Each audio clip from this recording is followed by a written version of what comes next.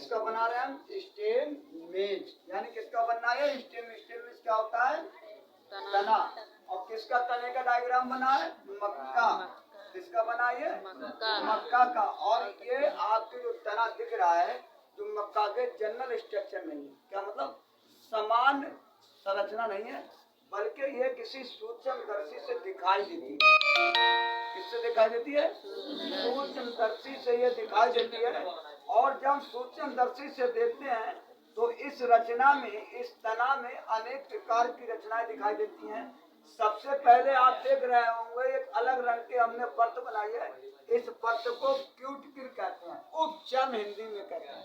क्या कहते हैं? क्यूटिकल कहते हैं। उपचर्म किसमें कहते हैं? हिंदी में कहते हैं। इसके नीचे आप जो रचनाएं दिखाई देती है, रचनाएं ढोलक के आकार की होती है। किस आकार की होती है? ढोलक के आकार की होती है।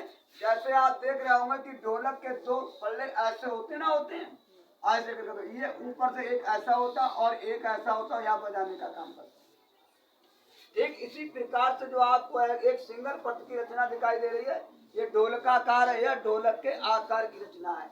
इस रचना को एपिडर्मिस कहते हैं, अर्थात कहना चाहिए कि उपचर्म कहते हैं, इसको अंत उपचर्म कहते हैं। इस अंत उपचर्म के नीचे आपको दो लेयर ऐसी दिखाई दे रही है। एक लेयर ये है और दूसरी लेयर ये है। ये जो दोनों लेयर दिखाई दे रही है, इन दोनों लेयर इस रचना से कहीं भिन्न है, अर्थात कहना चाहिए इस लेयरों की रचना आपको पेंटिंग टाइप की इस तरीके की दिख रही है ना। तो इस लेयर को हम स्केलेरन काइमा कहते हैं। स्केलेरन काइमा अगर हम टिश्यूज पढ़ा रहे हैं और टिश्यूज में जाएंगे तो हम सिंपल टिश्यूज में जाएंगे, यानी कि परमानेंट टिश्यूज, यानी कि अस्थायी ऊतक में जाएंगे। अस्थायी ऊतक को हम बांटे हैं, परमानेंट टिश्यू जिसको कह रहा है उसको तीन भागों में बांटे हैं, यानी कि पैरेन्काइमा, कोलेनकाइमा और स्क्लेरेन्काइमा। तो ये जो आपको रक्त पेंजिंग टाइप की या अन्य भिन्न प्रकार की इन दोनों लेयर से दिखाई दे रही है, उसका नाम क्या है?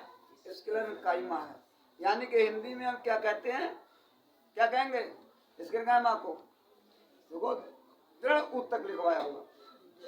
अब अगर हम देख रहे हैं इसके नीचे आपको अनेक परतों में जो रचना दिखाई देती है, ये गोलाकार है या अंडा आकार की है, या गोलाकार या अंडा आकार की आपको रचना दिखाई देती है।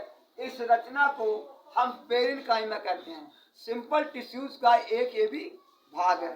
और इसी रचना को हम लीफ में कॉर्टेक्स कहते हैं। क्या कहते हैं? कॉर्टेक्स। कल भी आपको बताया क्या कहते हैं? कॉर्टेक्स कहते हैं। और कॉर्टेक्स ये भाग लीफ में कहलाता है। लीफ पादपों की पत्तियों में।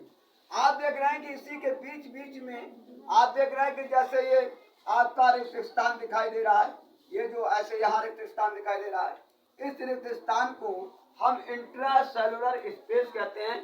हिंदी में कहते हैं अंतरावकाश स्थान। अब इसके नीचे आप देख रहे हैं एक गोलाकार, एक रिंग, एक सर्किल आकार में एक रचना देख रहे हैं। इस रचना में ठीक वही दर्शाया जा रहा है कि एक गोलाकार ढोलका आकार की एक रिंग बनी हुई है। उस रिंग को हम कहते हैं पेरिसाइकिल। क्या कहते हैं?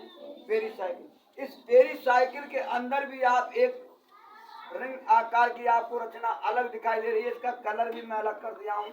इसको अगर हम बात करें तो इंडो पेरिसाइकिल भी कहते हैं। अगर इसको हम छोड़ दें तो आप देख रहे हैं कि इसमें जो ब्लू ग्रीन, जो ग्रीन कलर के हल्के लाइट कलर की रचना है, इसको हम क्या कहते हैं?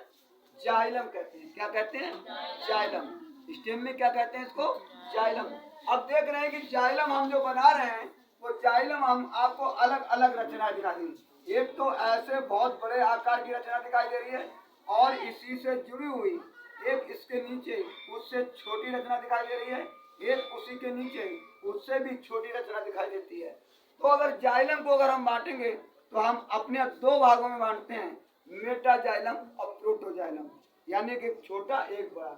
अब आप देख रहे हैं कि जाइलम के अतिरिक्त आप देख रहे हैं कि बीच में यहाँ जाइलम के बीच में अनेक ऐसे प्रकार की हम रचना बनाती हैं। इस टाइप की रचना बनाती है ना, ये रचनाओं को हम क्या कहते हैं?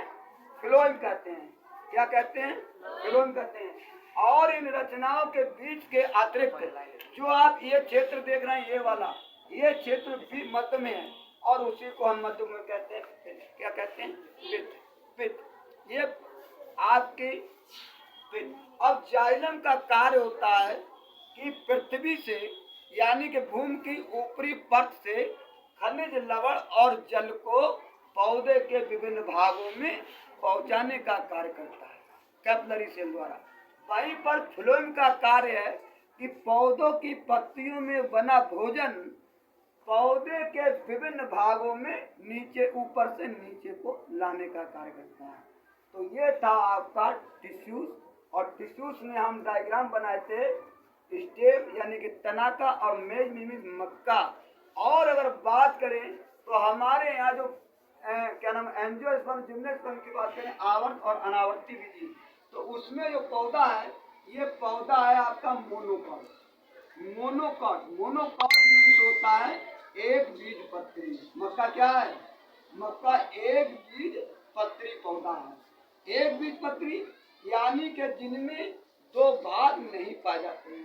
डाइकॉट मतलब द्विबीज पत्री, जैसे चना है नहीं, चना है, दाल जितने भी आते हैं सब दो बीज पत्री में है, लेकिन मक्का हमारे यहाँ एक बीज पत्री है। और मक्का की तना भाग की आंतरिक संरचना है जिसको हम माइक्रोस्कोप द्वारा देख सकते हैं। ये हमारे यहाँ टिश्यूज है। समझ आ गई? तो आज हम चर्चा किए हैं तने की आंतरिक संरचना या तने की एलएस काट या टीएस काट पे, और वो भी किसके? मक्के की। इसमें आपके सिंपल टिश्यूज के दो भाग क्लियर हुए हैं। एक का नाम है स्क्लेरेन्काइमा और दूसरे का नाम है पैरेन्काइमा, और तीसरा इंटरसेलुलर स्पेस बीच में दिखाई देता है। इन दो यानी कि सिंपल भाग के दो भाग यहाँ पर क्लियर हो गए हैं।